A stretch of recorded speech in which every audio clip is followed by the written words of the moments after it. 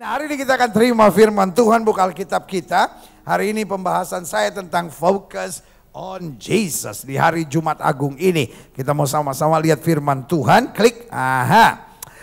Ibrani pasal 12 ayat 1 sampai 3 karena tema Pekan Paskah gereja kita adalah focus on Jesus, bukan focus on COVID-19, bukan pada coronavirus, tapi fokus kita on Jesus. Karena kalau fokus kita on Jesus, meskipun di rumah semangat, meskipun harus tetap kerja semangat, meskipun ada tantangan semangat, bahkan meskipun terbaring sakit tetap semangat karena Yesus Allah Tuhan yang menguatkan, menyembuhkan dan melakukan yang terbaik. Haleluya. Ibrani 12 ayat 1 sampai 3 bilang begini. Nasihat supaya bertekun dalam iman. Karena kita mempunyai banyak saksi bagaikan awan yang mengelilingi kita. Marilah kita menanggalkan semua beban dan dosa yang begitu merintangi kita. Ngomong sama semua bagian dari keluarga. Mari kita tinggalkan dosa dan beban yang begitu merintangi kita.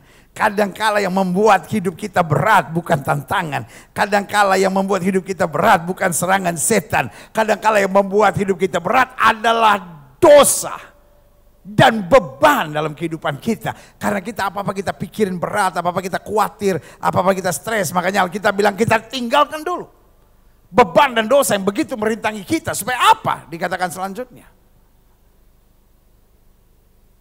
Dan berlomba dengan tekun. Dalam perlombaan diwajibkan bagi kita. Hidup Kristen ada perlombaan. Perlombaan untuk mengalahkan daging. Perlombaan untuk mengalahkan hawa nafsu. Perlombaan untuk belajar merendahkan diri. Perlombaan untuk setia sampai akhir. Dan orang-orang sukses bukan orang-orang yang tidak pernah gagal, tapi orang-orang yang tidak pernah menyerah dalam perlombaan. Yang membuat kita gagal dalam perlombaan kita kadang-kala bukan serangan setan. Jangan selalu, ya tapi setan itu, no, roh yang alam kita lebih besar dari roh yang alam dunia ini.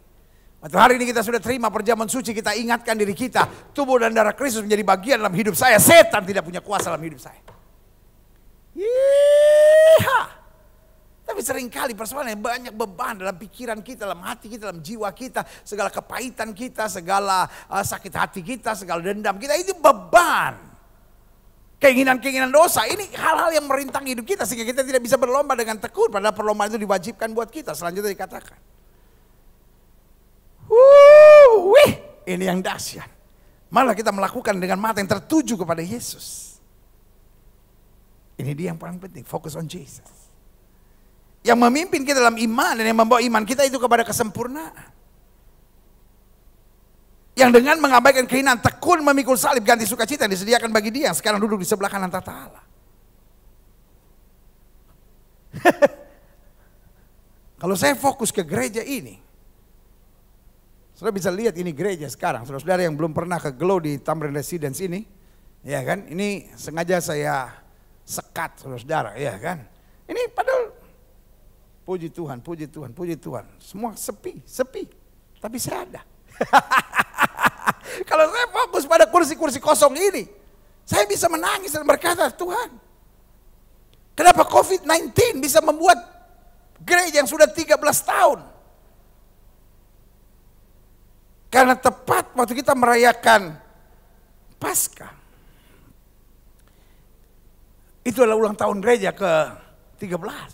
Kalau saya sibuk lihat fokus-fokus gedung gereja yang sudah berapa minggu ini.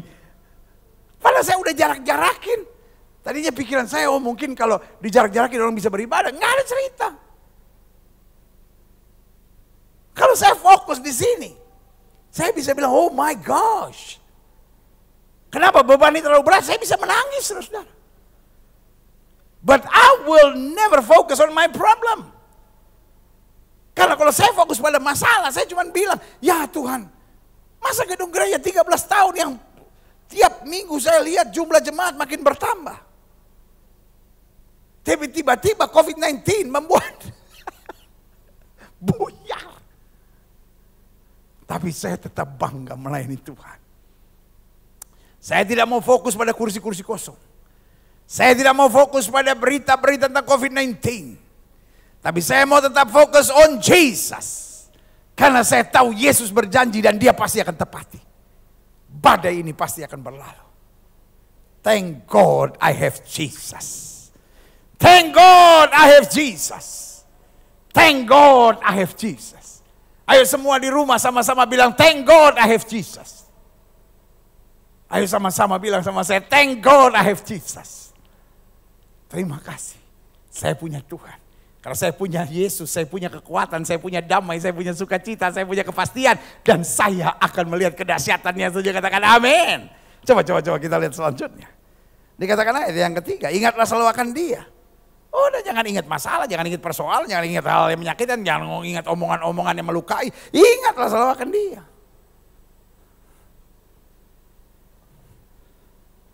Saya punya banyak teman polisi. Jemaat gereja ini juga. Dan ini laporan teman-teman saya. Hari-hari ini tingkat pencopetan, penjamretan berkurang. Tingkat pencurian motor berkurang. Tingkat pencurian di rumah berkurang. Karena semua orang di rumah. Iya. Orang gak berani nyopet hari-hari ini. Karena kalau orangnya lagi dicopet batu aja, haji saja, ya habis. Iya kan. Jadi sudah gue kasih dalam Tuhan. Tingkat yang mengerikan sekarang apa? Keributan dalam rumah tangga. Ini. Jemaat Tuhan yang hari ini terima firman Tuhan. Jangan sampai lo ribut di keluarga. Iya kan. Karena kan 4L, lu lagi. Suami lihat istri, lama-lama kehabisan bahan. Kamu kenapa sih? Kok modelnya begitu? Saya lihat kamu kok tambah aneh ya? Ya kamu juga tambah tua. Makanya kita bilang apa? Ingatlah selalu akan Dia. Jangan ingat kata-kata yang menyakitkan, jangan ingat kesalahan suami, jangan ingat kesalahan istri, jangan ingat hal-hal yang mengecewakan hidup kita. Ingatlah selalu akan Dia. Yang tekun menanggung bantahan yang hebat itu terhadap dirinya, artinya menanggung hinaan. Dia tekun aja, dia sabar aja, dia setia aja, dia pandang aja kasih Bapaknya yang luar biasa dari pihak orang-orang berdosa. Supaya kamu jangan menjadi lemah dan putus asa. Sorry untuk bilang ini. Kalau kita lemah dan putus asa bukan salah setan. Kalau kita lemah dan putus asa karena kita gak fokus on Jesus. Jangan bilang sama saya, pendeta-pendeta enak aja, dia gak tahu sih apa yang saya sedang hadapi. Makanya saya lemah, saya putus asa dengan apa yang terjadi. Hey! Sama firman kok ngotot saudara. Kan barusan terima perjamuan suci. Iya dong. Maksudnya lebih mantap. Iya kan. Gak usah ngotot. Sabar saja. Alkitab bilang. Kenapa kita lemah dan putus asa? Karena kita gak fokus on Jesus. Dan kita gak selalu ingat akan Dia. Yang tekun menanggung bantahan atau hinaan yang sehebat itu dari pihak orang-orang berdosa. Supaya kamu jangan lemah dan putus asa. Artinya kalau saya fokus on Jesus, saya ingat kebaikan Tuhan, kasih Tuhan, kedahsyatan Tuhan, kuasa Tuhan, firman Tuhan, aturan dan ketetapan Tuhan, maka saya tidak akan lemah dan putus asa. Saudara-saudara yang sedang lemah dan putus asa hari-hari ini, saya hanya mau ingatkan buat saudara, rugi. Karena lemah dan putus asa tidak akan pernah mendorong kita atau tidak pernah mengarahkan kita pada mujizat. Lemah dan putus asa hanya membuat kita kecewa, lemah dan putus asa hanya membuat kita mikir yang jelek-jelek dalam hidup ini. Tapi saatnya kita bangkit dan bilang, saya akan pandang Yesus. Saya akan ingat selalu karyanya, anugerahnya, kebaikannya, firmannya, aturan ketetapannya. Maka saya akan bangkit dan melihat kuasanya dinyatakan. Itu dia katakan amin. Yeah. I am so happy. Setelah menatap saya dan berkata, aneh ini pendeta. Sendirian di mimbar, semangat-semangat sendiri. Saya tidak sendirian di mimbar. Karena saya bersama dengan saudara di rumah saudara masing-masing. Dan saya percaya betul hadirat Tuhan berserta dengan kita. Haleluya. Ayo kita lihat selanjutnya, Hidup ini pada dasarnya adalah pilihan. Bad or good. Sukacita atau sengsara. It's our own choice. Jadi kalau saya memilih untuk stres, saya memilih untuk sakit hati, saya memilih untuk tersinggung, saya memilih untuk kecewa, saya bodoh saudara. Karena saya memilih untuk semangat, saya memilih untuk kuat, saya memilih untuk memandang Tuhan. Saya memilih di hari Jumat Agung ini untuk mendekat kepada Tuhan dan melakukan segala kehendaknya. Setuju katakan amin. Kita lihat selanjutnya. Apakah kita mau fokus pada Yesus atau fokus yang setan arahkan? Iya kan? Alkitab bilang pencuri itu datang hanya untuk mencuri, membunuh dan membinasakan. Berarti setan punya target dalam hidup kita. Tapi Yesus bilang, aku datang untuk memberi domba-dombaku hidup dan hidup yang berkelimpahan. Jadi kenapa setan punya target? Karena Yesus punya target yang luar biasa. Setan gak mau lihat kita mengalami kuasa kemuliaan Tuhan yang dahsyat. Lalu kemudian setan mau rampas kita. Mencuri, membunuh, membinasakan. Jadi sekarang pilihan di tangan kita. Saya mau ikut pada apa yang setan tawarkan. Atau saya mau ikut pada apa yang Yesus sudah rencanakan dalam hidup saya. Nah, saya pelajari. Kalau sudah tanya sama saya, apa yang fokus yang setan mau arahkan? Agar kita selalu melihat kekurangan dan kelemahan. Lihat kekurangan kelemahan hidup, lihat kekurangan kelemahan kita, lihat kekurangan kelemahan keluarga kita, lihat kekurangan kelemahan gereja kita, bangsa kita, negara kita, kekurangan kelemahan pasangan-pasangan kita. Nah, berarti kalau di gereja, di pelayanan, di keseharian, di rumah tangga, di tengah-tengah bangsa dan negara kita cuma lihat kekurangan dan kelemahan, kita sedang masuk dalam jebakan-jebakan setan seperti ini. Karena kita tidak dipanggil untuk melihat kekurangan dan kelemahan, kita dipanggil untuk menjadi berkat, saudara-saudara. Kita dipanggil untuk menolong, kita dipanggil untuk menguatkan, kita dipanggil untuk membawa damai, kata Alkitab. Karena Alkitab bilang kamu adalah terang dunia. Alkitab tidak pernah berkata kamu adalah hakim dunia. Alkitab tidak pernah berkata kamu wasit dunia. Alkitab tidak pernah berkata kamu komentator di dunia yang cuma cari-cari kekurangan kelemahan. No, Alkitab bilang kamu adalah garam dunia. Kamu adalah terang dunia. Kamu surat Kristus yang dapat dibaca oleh semua orang. Haleluya. Yang kedua saya pelajari. Apakah kita mau fokus pada Yesus atau fokus yang setan arahkan? Adapun yang fokus yang setan arahkan. Agar kita hidup dalam kekecewaan dan kepahitan. Ini yang setan mau. Setan mau supaya kita hidup dalam kepahitan. Setan mau supaya kita hidup dalam kekecewaan. Karena orang yang pahit dan kecewa adalah orang yang kehilangan sukacita. Orang yang pahit dan kecewa adalah orang yang nekat. Orang yang pahit dan kecewa adalah orang yang paling mudah dibujuk oleh setan. Kenapa orang bercerai? Karena sudah pahit dan sudah kecewa. Kenapa orang pergi ke dukun? Karena sudah pahit dan kecewa. Kenapa orang rela jadi istri piaraan? Kenapa orang akhirnya berselingkuh? Nggak ada orang ditanya, Pak kenapa berselingkuh? Oh sudah cita dari kecil. Nggak ada. Iya kan? Tapi kenapa orang berselingkuh? Karena merasa udah pahit. Istri saya udah menyakitkan, suami saya udah mengecewakan, mana ipar-ipar saya, mertua saya juga semua endak saya. Itu dia. Ada banyak-banyak orang yang punya kepahitan dan kekecewaan dalam gereja. Ada banyak-banyak orang yang punya kepahitan dan kekecewaan terhadap pendeta. Tapi saudaraku yang kasih dalam Tuhan, kembali kepahitan dan kekecewaan adalah pilihan. Bayangkan Yusuf dibuang ke dalam penjara dengan tuduhan pemerkosa, padahal dia mau hidup benar, dia mau hidup suci. Di mana Tuhan yang kata membela dia, tapi dia memilih untuk tidak pahit. Dia bilang apa? Manusia boleh mereka-rekakan yang jahat, Allah mereka-rekakan untuk kebaikan. Dia tetap fokus pada Tuhan. Orang-orang yang fokus pada Tuhan tidak akan menyimpan kepahitan dan kekecewaan. Kalau hari-hari ini, di hari Jumat Agung ini, setelah saudara terima tubuh dan darah Kristus, kalau saudara masih menyimpan kepahitan, buang dalam nama Yesus. Bilang hari ini saya sudah menerima tubuh dan darah Kristus. Saya mau hidup dalam apa yang Tuhan rencanakan, bukan pada apa yang saya tawarkan. Yang ketiga, apa fokus yang setan arahkan? Agar kita hidup duniawi dan tidak peduli dengan aturan firman. Ya kan? Kalau iblis tidak bisa mencegah kita ke gereja, iblis nggak bisa mencegah kita baca Alkitab, iblis nggak bisa mencegah kita untuk tetap beribadah, iblis nggak bisa mencegah kita untuk bertobat dan lahir baru. Maka apa yang iblis buat? Iblis bilang it's okay ke gereja, it's okay ibadah. Sejauh hal-hal duniawi masih kamu lakukan. Nah Alkitab bilang kita nggak bisa mengabdi kepada dua Tuhan, pilih kepada siapa kita mau beribadah. Orang yang menyebut nama Tuhan hendaklah meninggalkan dirinya dari segala kejahatan, kata Alkitab. Haleluya. Saudaraku, I'm proud for this Good Friday. Dan dari tahun 84 saya melayani Tuhan. Berarti 26 tahun sampai sekarang, saudara-saudara. 36 tahun sampai sekarang. Buat saya, this is the best Good Friday. Inilah Jumat Agung yang terbaik yang saya boleh layani. Di tengah tekanan bagaimanapun, di tengah pintu-pintu gereja tertutup, tapi saya boleh hadir di rumah saudara masing-masing dan saya percaya kuasa Tuhan bekerja. Selama 36 tahun saya melayani. Inilah saat memimpin perjamuan suci yang paling berarti buat saya.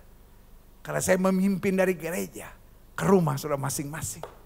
Saya percaya hadirat Tuhan, kuasa Tuhan turun. Dan saya harap setiap saudara dapat berkata, this is not just my home anymore. This is gates of heaven. Ini bukan rumahku lagi, tapi ini adalah pintu gerbang sorga. Di mana Tuhan bekerja di rumahku. Karena itu kita gak mau nyimpan kepahitan. Kita gak mau menyimpan hal-hal yang busuk. Dan kita gak mau kompromi dengan dunia. Sekali Yesus, tetap Yesus. Sekali kebenaran, tetap kebenaran. Biar Tuhan menerangi kita dan membuang segala hal-hal duniawi dalam hidup dan kebiasaan kita selanjutnya. Fokus yang setan arahkan.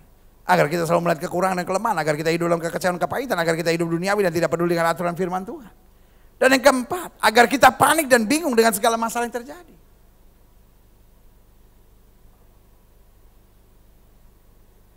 Virus kepanikan dan kebingungannya lebih parah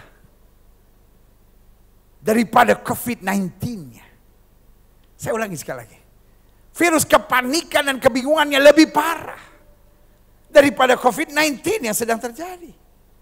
Karena sebagai hamba Allah saya hanya mau ingatkan buat saudara, ini adalah permainan setan. Setan mau suami-suami panik, setan mau istri-istri panik. Karena istri kalau udah panik pasti nekan suaminya. Suami kalau udah panik pasti marah-marah, gampang tersinggung, gampang kecewa. Akhirnya rumah tangga itu goyah. Saudaraku yang kasih dalam Tuhan, di saat-saat ini kita butuh istri yang menguatkan. Kita butuh suami yang membawa damai. Kita butuh rumah tangga yang saling membawa kasih Tuhan. Sehingga rumah tangga kita dapat berkata, keluargaku adalah sorga. Today is a good Friday. Hari ini adalah hari di mana Yesus sudah mati buat kita. Apalagi yang kita perlu panik dan bingung. Darahnya saja dia tumpahkan. Kematian saja dihadapi. Maka saya percaya tangannya akan terulur. Untuk memulihkan saudara. Betul. Hari-hari ini kalau kita ikuti berita menakutkan. Orang udah kasih prediksi nanti akan ada masalah ekonomi. Akan ada masalah kegoncangan. Akan ada ini, akan ada ini. Saya mau bilang, kita ingat firman Tuhan berkata, tenang, diam. Aku ini, jangan takut. Yesus waktu meneduhkan gelombang dia cuma bilang diam, tenang. Aku ini jangan takut.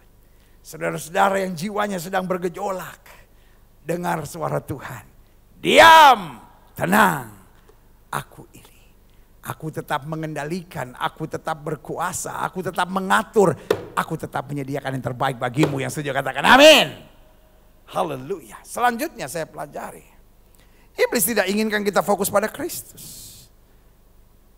Karena orang yang fokus pada Kristus saya pelajari, klik. Yang pertama akan kuat dalam segala hal. Mau ada tantangan, mau ada pergumulan tetap kuat.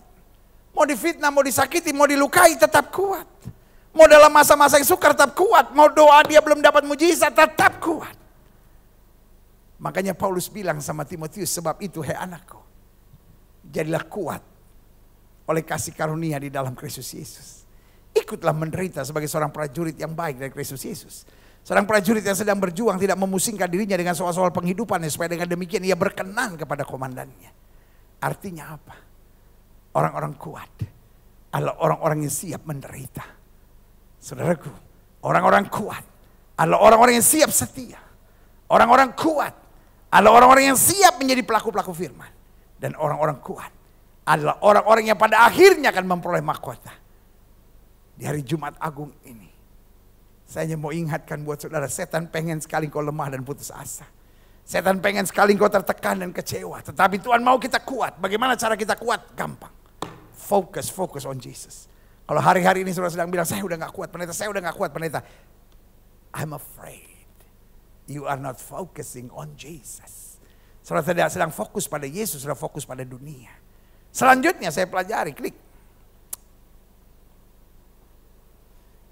Iblis tidak inginkan kita fokus pada Kristus. Karena orang yang fokus pada Kristus, yang kedua akan selalu jadi saksi Tuhan. Serta jadi berkat. Ini yang Tuhan mau. Amanat agung mengajarkan, pergi beritakan Injil kepada segala makhluk. Hari-hari ini gereja banyak bicara tentang akhir zaman. Hari-hari ini gereja banyak bicara tentang mujizat. Hari-hari ini gereja bicara tentang berkat. Amin, semuanya itu terjadi. Tetapi seringkali gereja lupa akan amanat agung Kristus. Bahwa setiap kita yang diberkati, setiap kita yang sudah diselamatkan, setiap kita yang sudah menerima mujizat, setiap kita yang sudah dipulihkan, setiap kita yang sudah dipilih oleh Tuhan, kita harus mengabarkan Injil orang-orang kuat. Bukan hanya minta berkat. Ya kan orang-orang cengeng, Tuhan berkati saya, Tuhan berkati saya. Oh tidak salah. My God is God of blessing. Tuhan saya adalah Tuhan yang memberkati. Tapi berkat bukan tujuan. Berkat itu bonus. Makanya Alkitab bilang, cari dahulu kerajaan Allah serta kebenarannya, maka semuanya akan ditambahkan kepadamu. Dan salah satu yang harus kita cari kerajaan Allah itu adalah apa? Mentuntaskan amanat agung. Di saat-saat yang kelihatannya berat, penuh tantangan.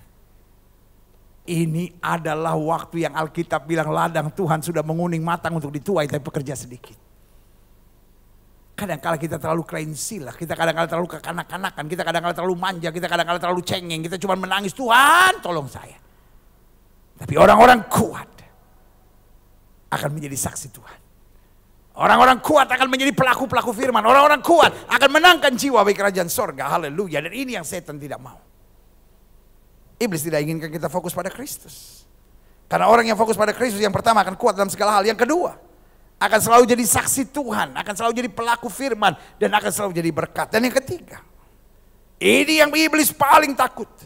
Iblis tidak inginkan kita fokus pada Kristus, karena orang yang fokus pada Kristus akan menghancurkan iblis dengan segala kecurangannya. Karena iblis menyamar sebagai malaikat terang. Alkitab bilang tunduk pada Allah, lawan iblis, maka iblis akan lari. Orang-orang yang fokus pada masalahnya gampang tertipu setan. Orang yang fokus pada perasaannya, orang yang fokus pada gengsinya, orang yang fokus pada hartanya, oh gampang dipermainkan oleh iblis. Tapi orang-orang yang fokus pada Kristus akan berkata, anyahlah engkau iblis, engkau batu sandungan bagiku. Saudaraku, ini bukan saatnya iblis mempermainkan hidupmu.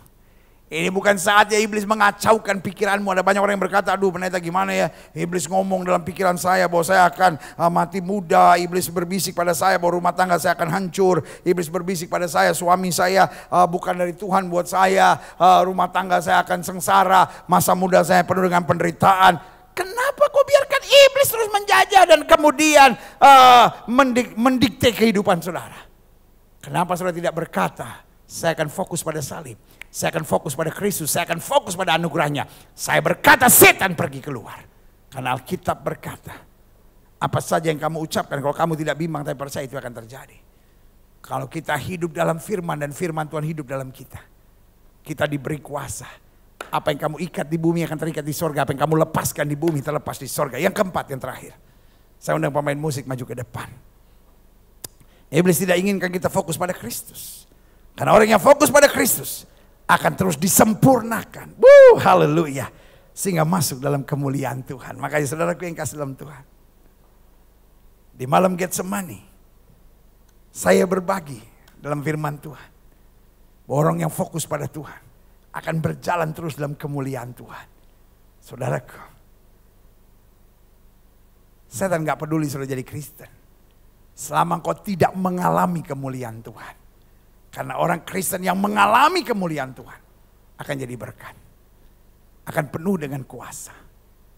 Akan berjalan sebagai pemenang. Dan akan merebut kemuliaan sorga. Haleluya. Karena itu saudara gue yang kasih dalam Tuhan. Mari senantiasa fokus pada Kristus. Fokus pada salib. Fokus pada kebaikan Tuhan. Fokus pada firman. Maka apa yang tidak pernah kau pikirkan, itu yang Tuhan sediakan. Today is a good Friday. Hari ini adalah Jumat Agung. Kalau kita masih mau fokus pada masalah, kita mau fokus pada persoalan, kita masih mau fokus pada kepahitan, kejengkelan, kapan kita mau fokus pada Kristus? Bukankah hari ini kita merayakan Yesus yang mati karena mengasihi kita? Karena punya rencana yang indah buat hidup kita.